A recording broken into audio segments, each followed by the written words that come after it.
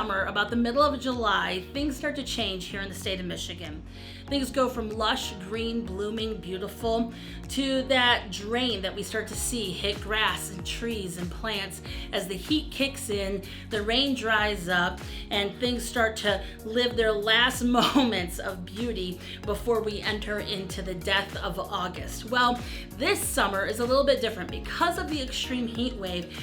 Everything in Michigan that's usually green and lush is starting to feel that drain, and it's starting to experience that death a little earlier. There hasn't been rain in weeks, and now as you look around, everything you see is starting to take the toll of the heat that is being inflicted on this state. And as I was looking at my grass and trying to navigate how much should I water, how much should I just let stay brown and dead, what should I do to take care of it, I was reminded of something really important during this season, that even though the extreme heat of this month is different than we're used to expecting, the key to surviving and the key to flourishing in temperamental times is to stay consistent and constant in the nourishment and the source of life that we draw from.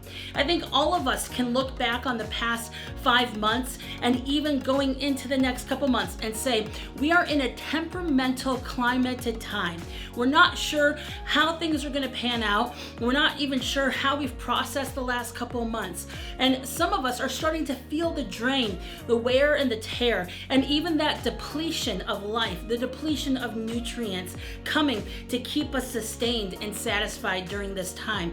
But if we as a people don't make a choice to be consistent in our nourishment, to be consistent in the practices that we know that give us life and allow life more abundantly to flow through us, what will happen is we will begin to suffer a premature death, and we will enter into the end of a season before it's time for us to do so.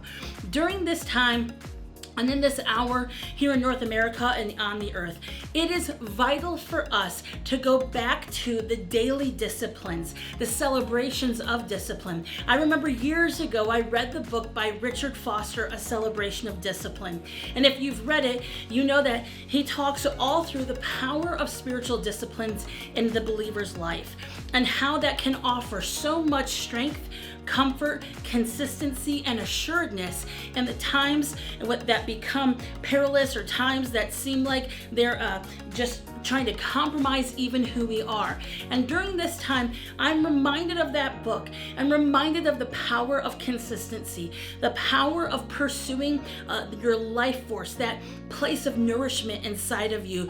Don't give way to an early death. Don't give way to the end prematurely of a season.